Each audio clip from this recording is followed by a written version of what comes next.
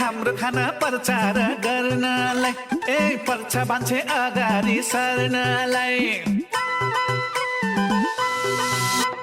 हाम्रो खाना प्रचार गर्नलाई पर्छ मान्छे अगाडि सर्नलाई हुन्छ कसो